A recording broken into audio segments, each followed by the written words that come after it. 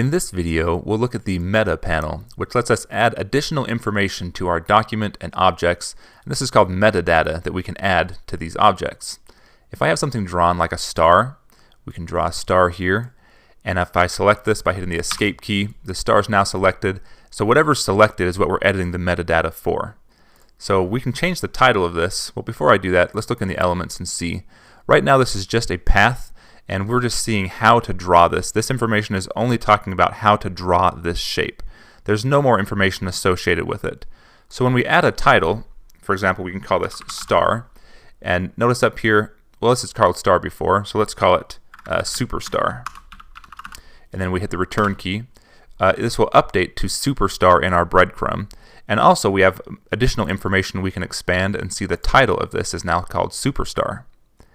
Also, if we go to File, Save, and we just save this, I'll save it here, and we can rewrite this file that I have. Well, now if we open this in the web browser, we see that we have this star, and if we hover over, it tells us the title, Superstar.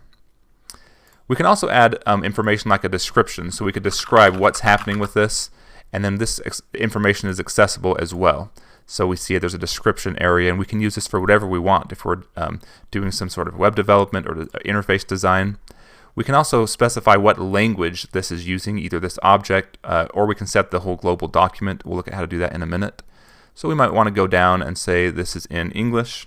There's also rules that we can set. For example, if we wanted this to be a banner or a button, and there's all kinds of different roles. This is going to help with accessibility and just providing more information to either the web browser or the program displaying this. But we could say this is a button. Maybe we want people to click on this. And for that matter, this tab index is going to let us choose what order, when someone pushes the tab on the keyboard, what order this appears in.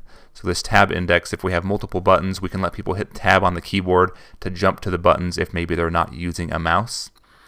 To make this an active link, we can come down to the link section and we can just click, we can add in wherever we want this to link to.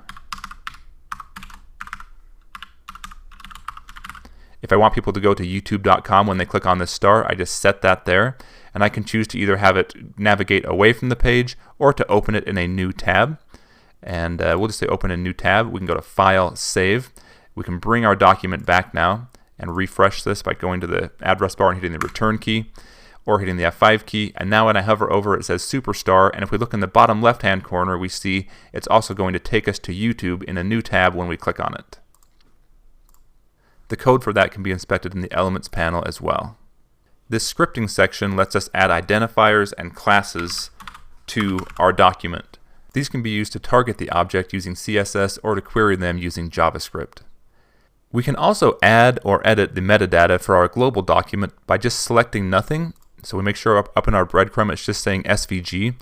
And now if we change this, we can change the title, for example, and call it My Page, and hit the return key or select off this. And it will change, so we see this is My Page now.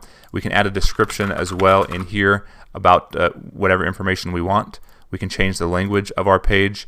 Then when we go into Elements, we can see that our page has a global description, a global title, and we have information set about our page. The language is set to Arabic, for example. So the metadata panel lets you edit the information for the object selected, and if nothing's selected, it'll just edit the metadata for your entire document.